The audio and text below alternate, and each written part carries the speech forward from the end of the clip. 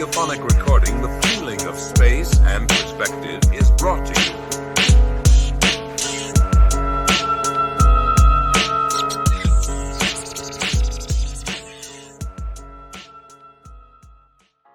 Hello and welcome to another album review on this channel.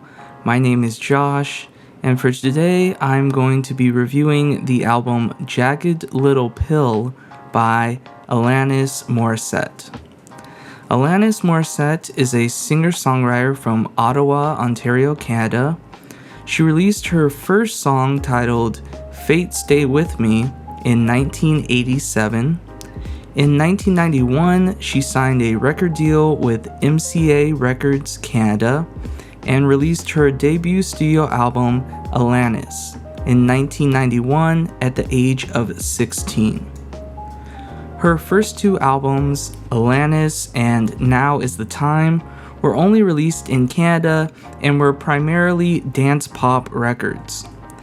In 1995, she signed a new record deal with Maverick Records and released her third studio album, Jagged Little Pill, which became one of the best-selling records of all time. Alanis Morissette's music was inspired by artists like Kate Bush, The Cranberries, Sinead O'Connor, Jeff Buckley, Joni Mitchell, and Liz Phair. Her music features elements of alternative rock, post-grunge, electronica, hard rock, indie pop, pop rock, and dance pop.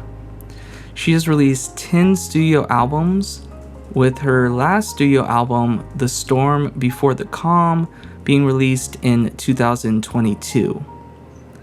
But the album I'm reviewing today is her third studio album entitled Jagged Little Pill. This album was released on June 13th, 1995, and was released under the label of Maverick Records and Reprise Records. The producer for this album was Glenn Ballard. Glenn Ballard is an American producer and songwriter who has produced albums for artists such as Christina Aguilera, No Doubt, Stevie Nicks, P.O.D., Dave Matthews Band, and Paula Abdul. There were 6 singles released for this album. They were You Oughta Know, Hand in My Pocket, Ironic, You Learn, Head Over Feet, and All I Really Want. The genre of this album is alternative rock, and this album was positively reviewed when it came out. AllMusic gave it 4.5 out of 5. NME gave it 7 out of 10. Rolling Stone gave it 4.5 out of 5. And they also listed it as number 45 on their list of the 100 best albums of the 90s. This album won 4 Grammy Awards at the 1996 Grammy Awards and 6 Juno Awards in 1996. This album peaked at number 1 on the US charts and stayed at number 1 for 12 weeks.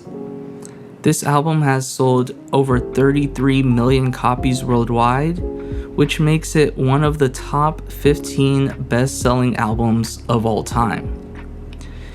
This album was produced, recorded, and mixed at Westlake Recording Studios in West Hollywood, California, and Signet Sound Studios in Los Angeles, California. All of the songs on this record were written by Alanis Morissette and Glenn Ballard, with Alanis writing all of the lyrics and Glenn and Alanis together writing all the music. So when I go over each song on this album, I'm not going to mention who wrote it because all the songs were written by Alanis and Glenn. Now I'm going to give you my thoughts on each song on this record.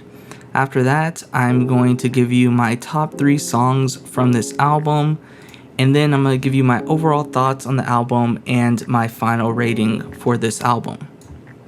So the first song on this album is called All I Really Want.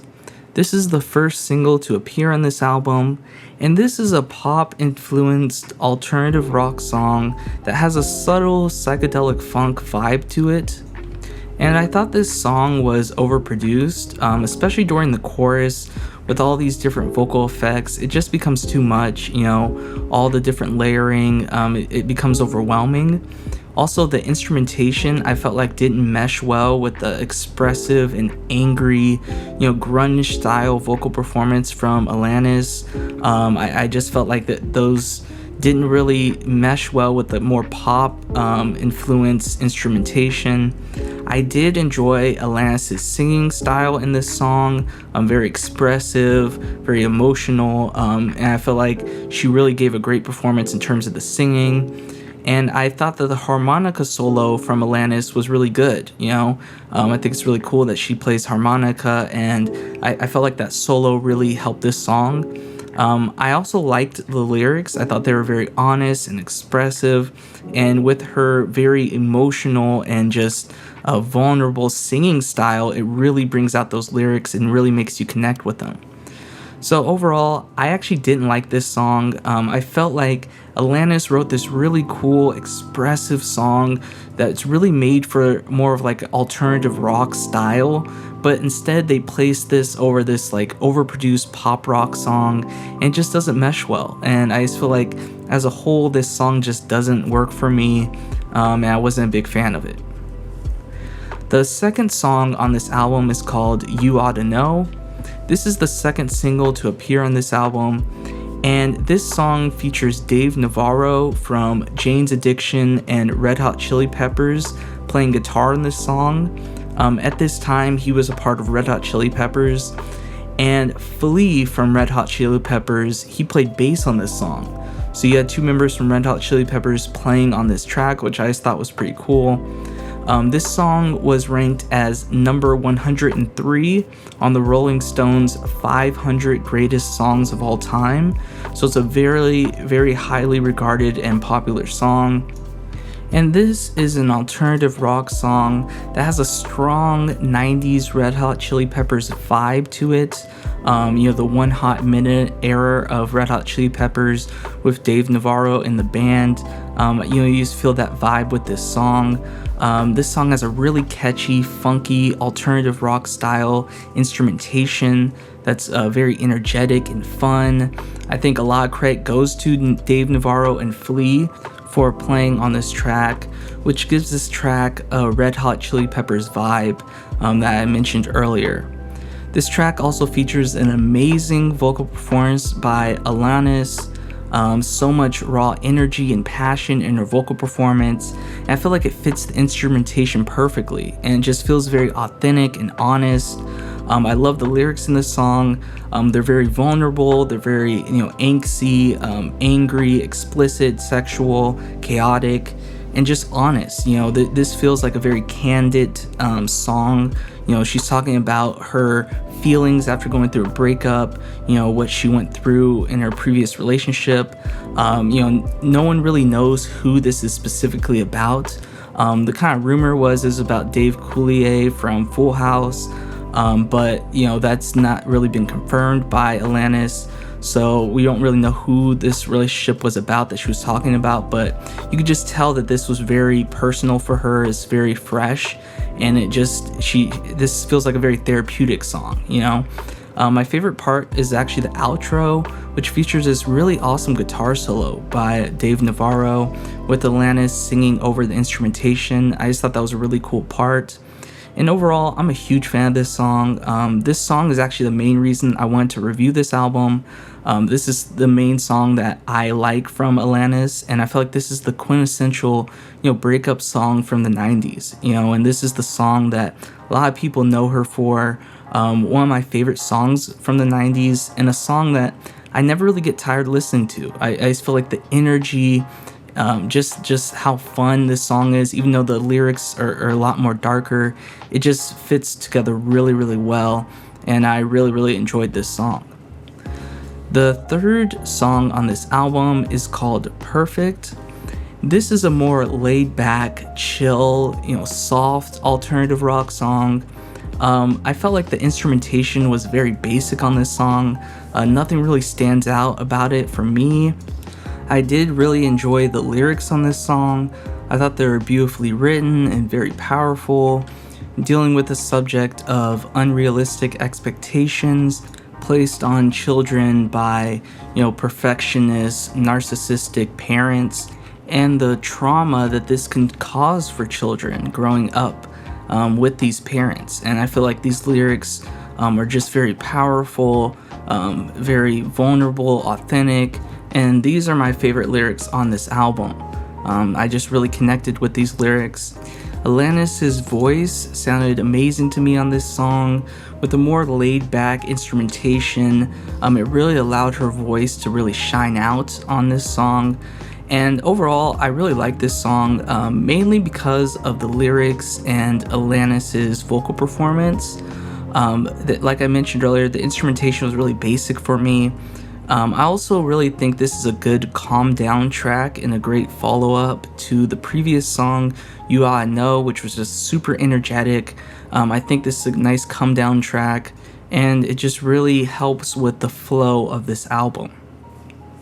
The fourth song on this album is called Hand in My Pocket. This is the third single to appear on this album, and this is a chill, soft rock song with very basic instrumentation. I thought the instrumentation on this song was very bland and boring, with no real variations or standout moments throughout, so I wasn't really impressed with that. I thought Alanis' vocal performance was just okay. It definitely lacked energy for me, and it didn't have that same emotion and drive as the previous three songs. I did think the lyrics were okay in this song, with some being more clever than others. She's singing about all the different paradoxes in her life, and that, life will be okay, she'll make it through all these struggles. So, I thought the lyrics were okay. And overall, I didn't really like this song. I just thought it was pretty boring. It lacked energy. I know this is one of her most popular songs, but for me, I just wasn't really feeling this song at all. The fifth song on this album is called Right Through You. And this is a really aggressive, heavy alternative rock / grunge song. I love the instrumentation on this song. This is definitely the heaviest song on this album. Lots of distortion, great dynamics between the more acoustic style chill verse and the louder, more distorted chorus. This reminds me a lot of like a Smashing Pumpkins or Alice in Chains type of song. It gives me those vibes. I think Alanis kills her vocal performance in this song. Very angry, aggressive, passionate, that teenage angst. Similar style to her vocal performance in the song You Oughta Know, which I also really enjoyed. I also really like the lyrics in this song. These lyrics are actually really sad, and they're dealing with a sensitive topic. So this song is about an affair and long-term relationship that Alanis had with a much older record industry executive when she was only 14 years old. So, obviously this is a terrible situation, that this record industry executive took advantage of her when she was underage and got away with this statutory rape, had no real repercussions for this. And I think the lyrics are very honest and vulnerable, dealing with this traumatic experience. Again, it gives me, similar to You Oughta Know, kind of more of like a therapeutic song. I do like the third verse where she talks about, she's going to succeed without him and proving him wrong. So it's kind of like a revenge verse, which I did enjoy. But overall, these are some heavy lyrics for sure. And this song is really heavy. This is one of a song that really caught me off guard because I hadn't really heard about this song before. But overall, I really enjoyed this song. This is one of my favorite songs on this record. It's a real hidden gem for me because I never heard this song before. This is not one of her more popular songs, but I was really impressed with just all the instrumentation, the vocal performance, and the lyrics. And it just all comes together to create this really great alternative rock song. The sixth song on this record is called Forgiven. This is a slow tempo, soft alternative rock song, and I really like the instrumentation in this song. It has this melancholy, kind of depressive vibe to it, which sounds really good with the groove and rhythm of this song.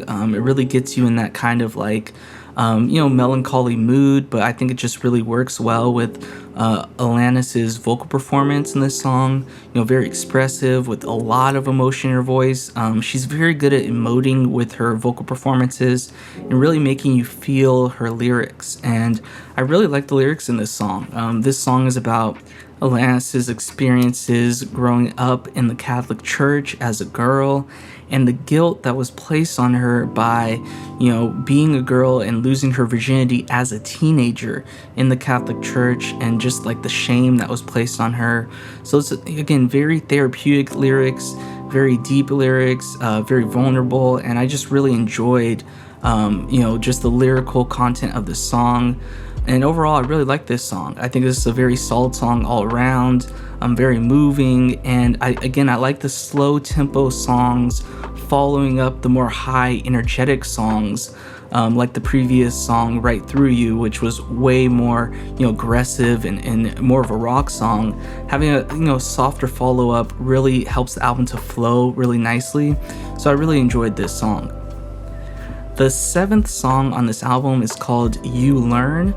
This is the 4th single to appear on this album, and this is a really catchy, chill, R&B inspired soft rock song in my opinion.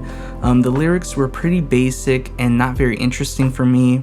The song is about learning from your mistakes, so I think it's a positive message, but I wasn't really feeling the lyrics. The instrumentation though is very catchy, it has a great groove to it.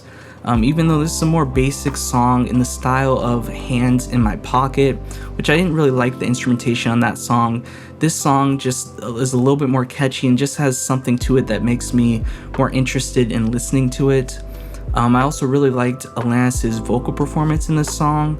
I thought it was very unique with her use of a kind of like a yodeling style of vocal performance that sounded really experimental and really makes this song stand out for me on the album.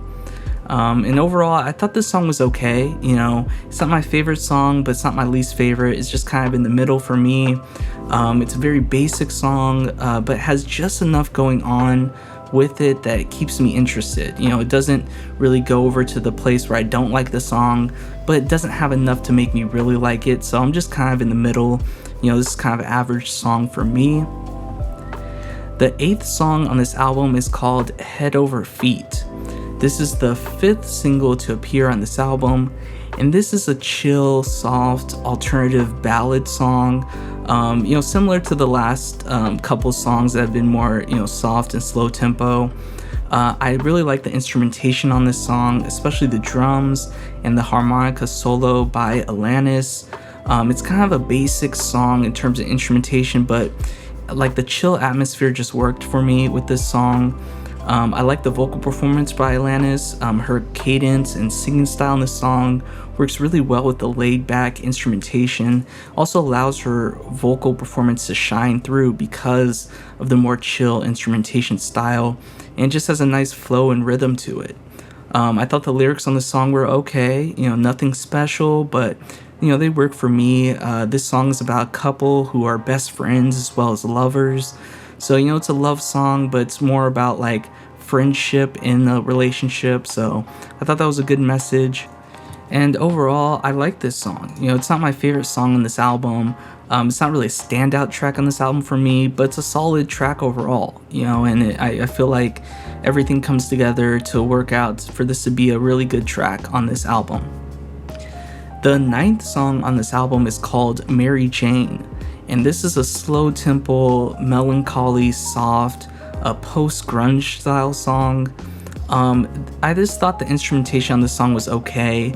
It was a little repetitive for me. I did like the main rhythm and song structure of this song, but it became a little repetitive and kind of basic for me. This is probably the softest song on this album. It has very little noise, no distortion or anything.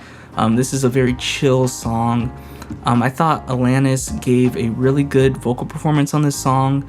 It's much more subtle and softer than a lot of her more, alternative rock songs on this album, but it has the same amount of raw emotion to it. You can really tell that she is, letting herself be vulnerable with her vocal performance, and I just thought it sounded really good overall.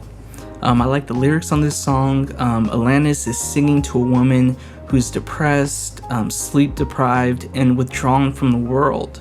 And she's showing empathy for this woman and kind of helping her out because, she went through similar issues in her past. And she's mentioned in interviews that this song is one of her favorite songs on this album. And she used to listen to this song on tour and kind of put herself in the place of the woman who Alanis is singing to. So this song for her was almost therapeutic and very self-reflective on some of the issues that she was dealing with. But I thought the lyrics were very beautiful, very well written, and very poetic. So overall, I really liked this song. I wasn't feeling it at first, just because the instrumentation was a little repetitive for me. But on multiple listens, I really appreciate the lyrics and just her vocal performance. It's a lot more subtle than some of her other vocal performances on this album, but it just works for me, and I think it works really well with the more, basic, chill instrumentation. The 10th song on this album is called Ironic, and this is the 6th and last single to appear on this album. This is a really catchy, soft, folk-influenced pop rock song. I thought the lyrics were okay. This song is about irony, but a lot of the examples she uses aren't really examples of irony. They're kind of more situational irony, which maybe was the point she was going for. So, I wasn't a huge fan of these lyrics, but I think they're descriptive enough that they're easy to remember, and they're catchy enough that they catch your ears. So I think the lyrics do their job. I really like the instrumentation on this song. It starts off with this soft acoustic song that becomes, more catchy in a traditional rock sense during the chorus, and just has a great groove throughout. This is extremely catchy rhythm and just song in general that will get stuck in your head all day, especially during the bridge where Alanis uses this weird, again, like yodeling kind of singing vocal style.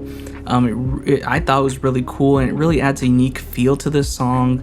Like I mentioned, I thought the vocal performance was great. A lot of vocal range that she uses in this song, and I also like her sarcastic singing style in which she delivers these lyrics about irony, and I think it just kind of adds to the whole concept of this song, and I really thought it worked really well overall.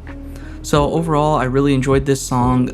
It's one of her most popular songs, and I feel like it's deserved because it's just a super catchy song, very well produced song, fits her voice perfectly, and it makes sense that this was such a big radio hit because it just has all those elements to make a really great pop rock song.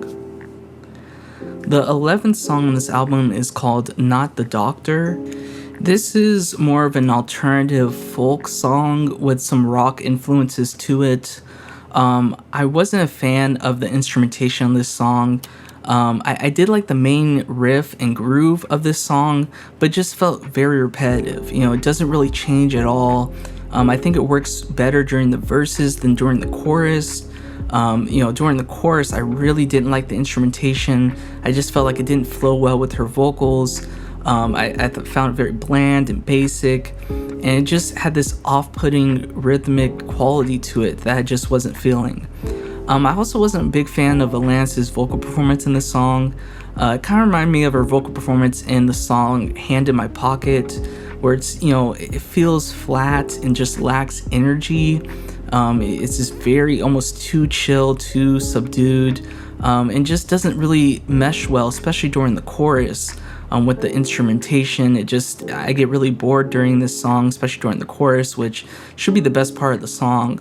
And I think a lot of that has to do with the production choices and the instrumentation, because obviously Alanis has shown through this album that she can really sing. So, I think it's just overall production issues. I thought the lyrics were okay during the verse, but the rhyming structure starts to fall apart during the chorus, especially the "I'm not the doctor" line. It just feels like she doesn't have enough syllables to really fit in the rhyming scheme. It just doesn't work for me rhythmically, especially with the instrumentation. So overall, I really didn't like this song. Everything just sounded off to me, rhythmically, the vocal performance, the lyrics. So yeah, this is one of my least favorite songs on this album, and it just wasn't really for me. The 12th and last song on this album is called Wake Up. This is an alternative rock song with, heavy pop influences to it. And I thought the instrumentation on this song was really boring. I did like the guitar riff. I thought that was kind of interesting, but everything else was just super basic, especially the drums. I'm pretty sure they used this drum machine, and it just sounds very lifeless, very basic. And I feel like they've used the same drum pattern on multiple of these songs. So when you get to the last song, you really start to realize how similar some of these songs sound, at least in terms of instrumentation. And I was just wishing that they did some more experimentation or just some more variations to these sounds. I also didn't like Alanis' vocal performance in this song. Similar to the last song, it just felt lifeless. It felt like it lacked the normal energy and just passion and emotion that she gives off on her normal vocal performances. And this may have been done on purpose, having a more like chill, relaxed singing style, but it just didn't work for me. And especially with the bland, boring instrumentation, I just got really bored in this song.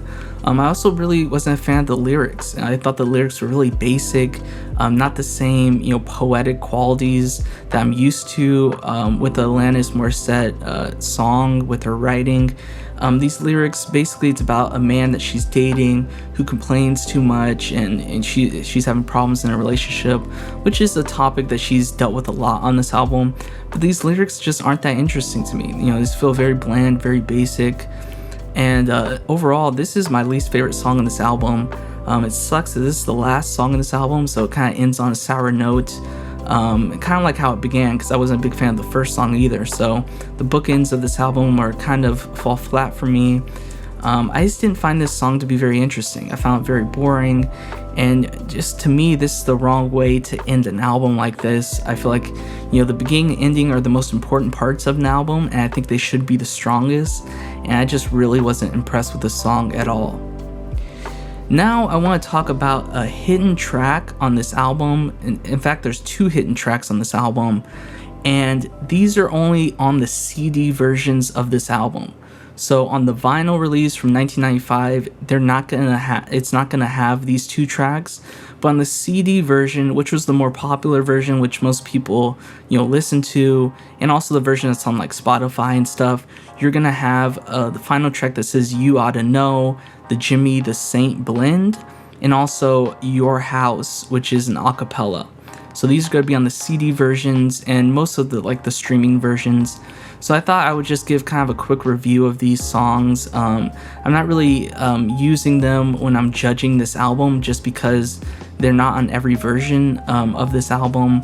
They're only on the CD versions. But I thought this version of "You Oughta Know," the Jimmy the Saint blend, I thought was okay. I prefer the original version. This version's a lot more darker. It lacks the same, kind of Red Hot Chili Peppers energy of the original version. I don't know if this version, the Red Hot Chili Peppers didn't play on it, or if they just, toned down some of the alternative rock energy to it. But this one felt a lot more chiller, more darker, and I just really wasn't a big fan of this version. In terms of the "Your House" song, which was sung a cappella, I really enjoyed this song. It's very short, and this is a totally a cappella song with no instruments, just Alanis' voice, and it really shows how talented of a singer Alanis Morissette was. Especially, she was only 20 years old, 19 or 20 when she made this album, and she sounds really good, and I feel like almost like a song like this needed to be on the main album for me. It didn't necessarily have to be a cappella, but maybe, adding an a cappella song on this album, on like the full album, would just add that variation and experimentation that I was looking for with this album. Because I really did enjoy this song, and it just really shows off her beautiful voice. I thought the lyrics were very interesting, and just how much personality and emotion that she can get out of her singing voice, which not every singer can do. There's a lot of singers, even singers that are more popular than Alanis, that have these kind of, generic voices, but Alanis's voice is just so unique and just so much personality and emotion to it that really stands out for me. So I really did enjoy the Your House a cappella that's at the end. And I just thought it was really cool that they included these on the album, even if they are just hidden tracks.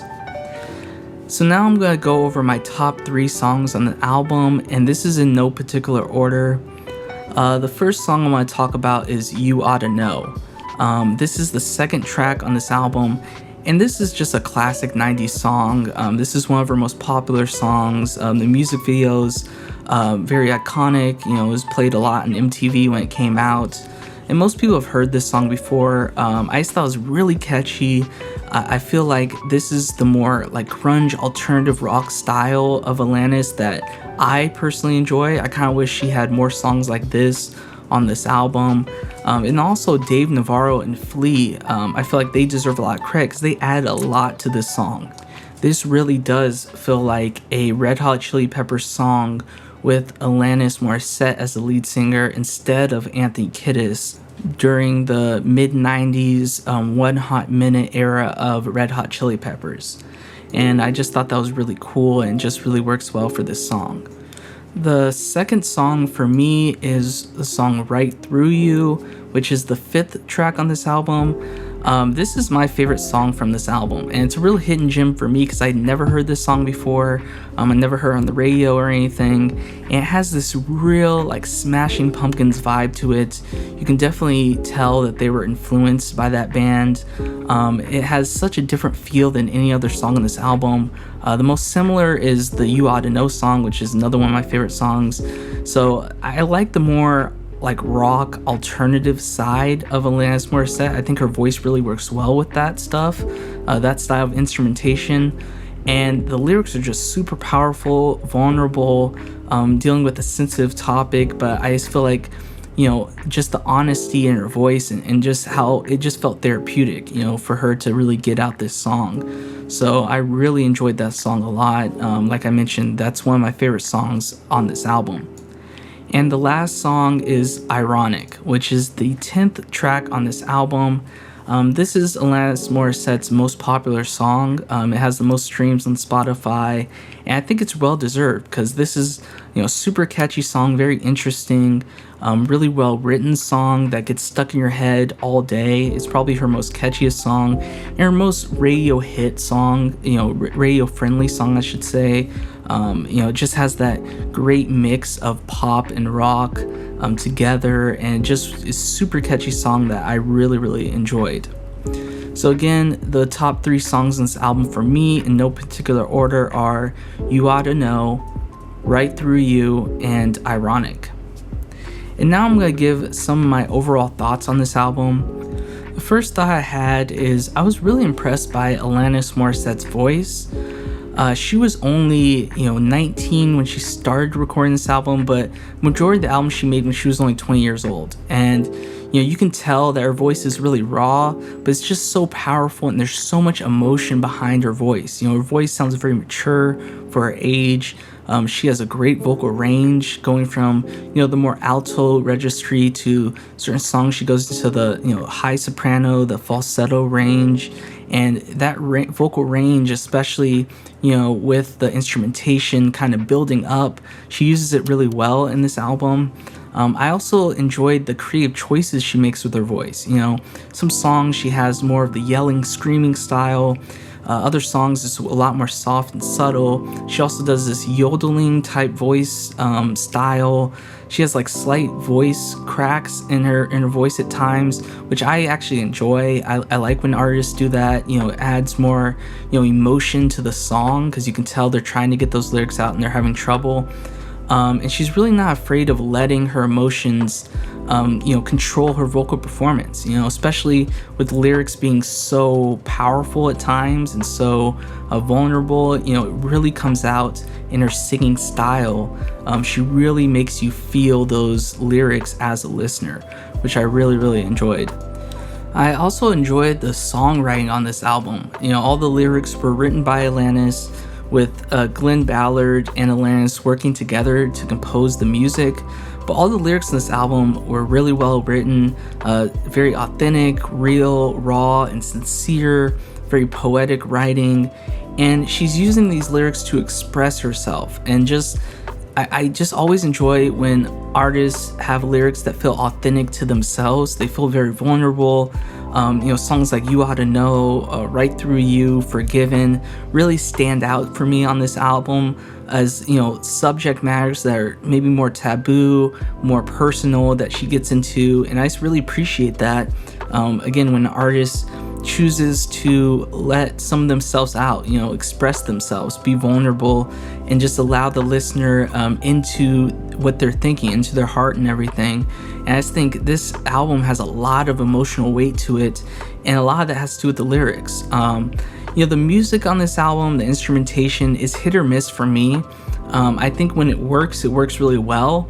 But when it doesn't work, it's very bland and boring. So, the instrumentation, that side, the composing of the music was kind of hit or miss for me. Another thought I wanted to mention is when I was listening to this album, I noticed a lack of variation when it comes to song structure and instrumentation. This album has a lot of similar sounding songs. Even the songs I like, I just felt like when I was done listening to this album, and I listened to this album a couple of times, but each time I finished listening to this album, I would get confused on which song is the one I like, which one's the song I don't like, because they all kind of mesh together, because there's a very similar, and I think a lot of that has to do with the drumming. They use heavy drum machines on this album, and just creates this very similar sound, which is common for artists to do, especially on a debut album. I'm not really, this is more of a nitpick, I'm not really knocking the album for this, but I would wish if they had more, variation in the music choices that they did. Most of this album is just like the soft rock sound, which I like, but I just wish it had more variation. Songs like You Oughta Know and Right Through You really stand out for me on this album because they're so different from that formula, because they have that more aggression, rock feel to them. And, I'm cool with having, the more softer songs, but it's just like, add something else to it. Like I mentioned, you could have had the Your House a cappella song being in the actual track, in the actual album, to just add some variation. Even songs like Mary Jane, which are just super soft and vulnerable and almost like folky, add more songs like that. Just add some more variation in this album, because after a while, these songs all start to blend together in that, 90s ballad way. And I feel like when you use variation in the instrumentation of different tracks on your album, it just really helps the album to become more listenable, just really helps the flow of the album. Having a loud song next to a soft song, back next to a loud song, creating that great dynamic when you're listening to it. It takes you on a ride, it takes you on a journey as a listener. So I felt like if they add some more variation and experimentation, it would help this album a lot. And then lastly, I wanted to talk about how significant this album is and how influential this album was when it came out in 1995. This is one of the main reasons I wanted to review this album, because this is not normally the type of music I would listen to, at least regularly. I was kind of driven by the song You Oughta Know, which is the more alternative rock song, that's like more the genre of music I listen to. But a big takeaway I had when I finished listening to this album was just how influential the sounds of this album were for so many female artists during the 2000s, late 90s into the 2000s, and having a more alternative slant and vibe to the more pop mainstream female artists that came out. Artists like Fiona Apple, Avril Lavigne, Pink, Kelly Clarkson, Evanescence, Florence and the Machines, Paramore, These are just a few artists that I was thinking of that really you can feel like they were inspired by this album to bring a more alternative sound to the mainstream, and having lyrics that are much more candid and vulnerable and still finding success with that, you know. Obviously, there were a lot of indie artists that came before Alanis that were singing about similar issues that she sings about on this album. You know, much more vulnerable lyrics, much more, you know, dark and depressing lyrics that are just very expressive. But a lot of those artists weren't really hitting the mainstream. You know, they were more indie artists. And she is really the first artist I can think of that when she came out with this album, it was very divisive, and, you know, this subject matter, a lot of the subject matters were taboo for the mainstream, for radio hits. And a lot of it had to do with the timing of the 90s, where, you know, obviously bands like Nirvana were really becoming more popular, and that more like teenage angst and having more controversial lyrics were becoming into the mainstream. But I feel like this album has a lot to do with that, you know, just like, you know, Nevermind was for Nirvana, and how that influenced rock music. I feel like this album did just as much for, you know, the female, like, pop alternative rock scene. And with this album selling as much as it did and becoming as popular as it was, it set, you know, such a great example and was so influential for a young up-and-coming female artist that you can, you know, express yourself and be honest and vulnerable with your lyrics, not having to, you know, succumb to like the industry standards, and still make it in the mainstream and be a successful artist. So I just thought that was really important that this album came out, and just to mention how influential this album was for music going forward. And now I'm going to give my overall rating for this album. I give this album 3 out of 5. I thought this was a good album, above average album, but definitely was an inconsistent album for me. There's songs that I really like, and there's songs that I really don't like. And then there's also a lot of songs that I just thought were okay, kind of boring, middle of the road. So there's a lot of different opinions on this album, and it just doesn't have that consistent, you know, good or bad to it. It felt very inconsistent. It didn't really flow well for me. I feel like it lacks a lot of risk. And that's weird because there are songs that are very risky and very experimental on this album, but just most of this album kind of has a very similar sound to it. So I was hoping that they took more risks, more experimentations with this album. But also I have to remember that this was the first album that she did in this style, in this genre. So this almost feels like a debut album in a way, just because her first 2 albums were just so much different sounding, you know, more dance pop, just totally different than this album. So, you know, I kind of give it some slack for that.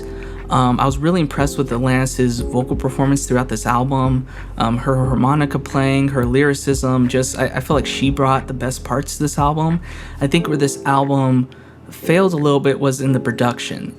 Glenn Ballard, I feel like he kind of, you know, was inconsistent with his production choices on this album. But I can see why still this album is so well regarded, so influential, why so many critics like this album. And even though I like this album a little less than probably, you know, most fans and most critics, I still think this was a good album overall. And, you know, I'm happy I got a chance to listen to this, because I've been wanting to listen to this album for a while now. I just never gotten around to it. So, you know, I'm happy I gave this album a listen. And, you know, overall, I thought it was an enjoyable experience. And now I'm going to talk about who I would recommend this album for. This is where I mention some artists that I feel like if you're fans of these artists or similar artists to the ones I mentioned, then you'll probably get some enjoyment out of this album. First, I would recommend this album to people who are fans of more classic artists like Sinead O'Connor, Fiona Apple, Jewel, Tori Amos, Liz Phair, and Ani DeFranco. These are artists where I feel like if you're fans of these artists, you'll probably enjoy Alanis Morissette's music, and specifically this album, Jagged Little Pill. Those artists that I mentioned, I feel like make very similar music to the music you will find on this album. So if you enjoy their music, you'll probably enjoy this album, Jagged Little Pill. I would also recommend this album to people who are fans of more modern artists like Mitski, Phoebe Bridgers, St. Vincent, Lucy Dacus, Japanese Breakfast, and Julian Baker. These are modern artists that I feel like if you're fans of these artists and the music that they make, you'll probably enjoy this album, and you'll probably enjoy a lot of Alanis Morissette's other music. I feel like these artists were influenced by Alanis Morissette, or at least influenced by someone who was influenced by Alanis Morissette. I feel like this album is that influential.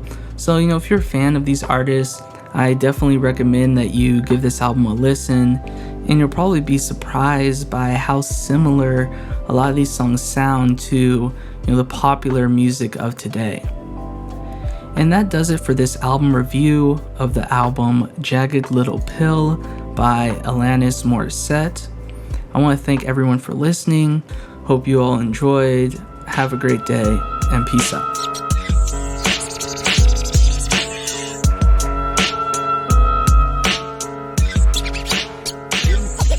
In nature, sounds exist in space.